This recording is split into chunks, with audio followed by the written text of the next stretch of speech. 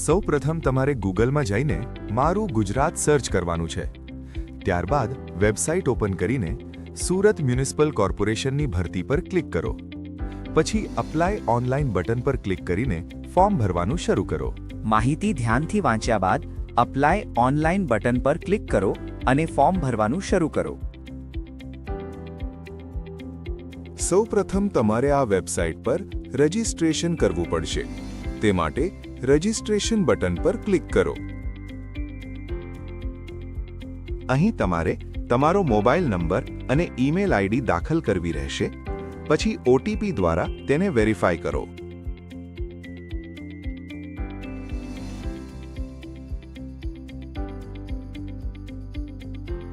ત્યારબાદ તમારું નામ અને પાસવર્ડ સેટ કરો અને સબમિટ પર ક્લિક કરો। હવે તમારું રજિસ્ટ્રેશન સફળતાપૂર્વક પૂર્ણ થઈ જશે। પછી લોગિન પર ક્લિક કરો અને તમારો મોબાઈલ નંબર અથવા ઈમેલ અને પાસવર્ડ દાખલ કરીને સબમિટ કરો।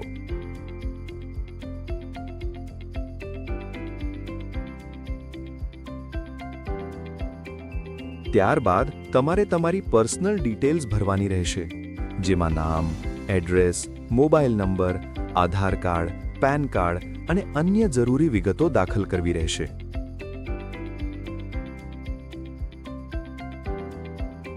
ત્યારબાદ તમે જે પોસ્ટ માટે અરજી કરવી હોય તે પસંદ કરો અને અપ્લાય નાઉ પર ક્લિક કરો। જેમ કે મને ક્લર્ક પોસ્ટ માટે અરજી કરવી છે, તો હું અપ્લાય નાઉ પર ક્લિક કરું છું।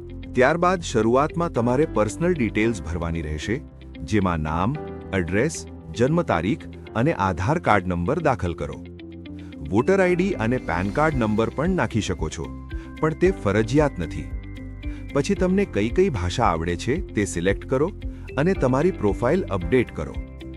પ્રોફાઇલ અપડેટ થયા બાદ તમારે એજ્યુકેશનની ડિટેલ્સ ભરવાની રહેશે, જેમ કે તમારું અભ્યાસ, માર્કશીટ અને અન્ય માહિતી।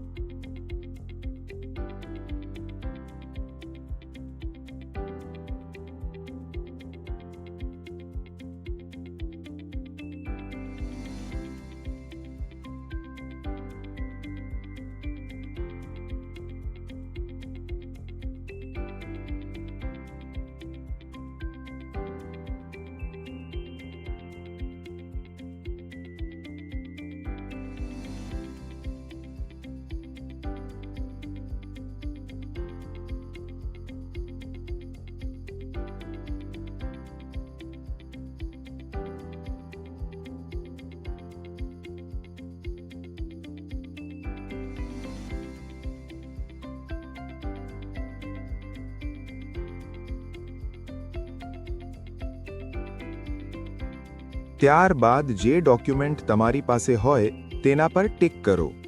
એનો અર્થ ફોર્મમાં જે ડોક્યુમેન્ટની લિસ્ટ આપેલી હશે, જેમ કે આધાર કાર્ડ, માર્કશીટ વગેરે, તેમાંથી જે તમારી પાસે હોય એ સામે વી ટિક કરવાનું છે। અને જે વેરિફિકેશન થશે એનો અર્થ તમે ટિક કરેલા ડોક્યુમેન્ટ સિસ્ટમ ચેક કરશે સાચા છે કે નહીં.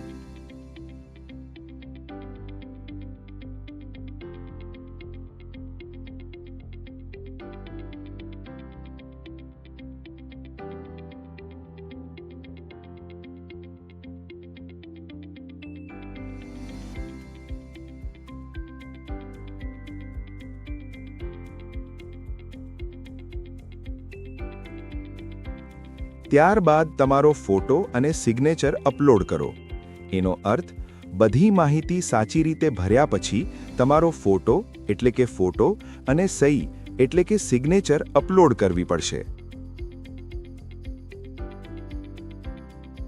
ફોટો અને સહી અપલોડ થયા બાદ એનો અર્થ તમે ફોટો અને સિગ્નેચર અપલોડ કર્યા પછી આગળનું સ્ટેપ આવશે.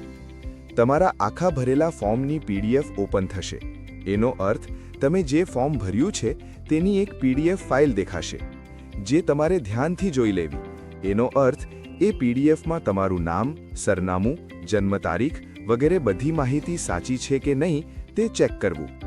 કોઈ નામ કે એડ્રેસમાં ભૂલ તો નથી. એનો અર્થ જો કોઈ સ્પેલિંગ મિસ્ટેક કે ખોટી માહિતી હોય તો તેને સુધારવાની તક છે. ત્યારબાદ તમારે એક્ઝામ આપવા માટે ફી ભરવી પડશે અને ફી ભર્યા બાદ જ તમારું ફોર્મ કન્ફર્મ થશે. એનો અર્થ જ્યાં સુધી તમે ફી નથી ભરો ત્યાં સુધી ફોર્મ ફાઇનલ સબમિટ એટલે કે કન્ફર્મ નહીં ગણાય. અને જો ફોર્મ ભરતી વખતે કોઈ માહિતી સમજ ન પડે તો નિસંકોચ કમેન્ટ કરો. અમે તમને જરૂર મદદ કરીશું. આવી જ સરકારી ભરતી અને કામની માહિતી માટે અમારી ચેનલને લાઇક, શેર અને સબસ્ક્રાઇબ જરૂર કરજો. ધન્યવાદ.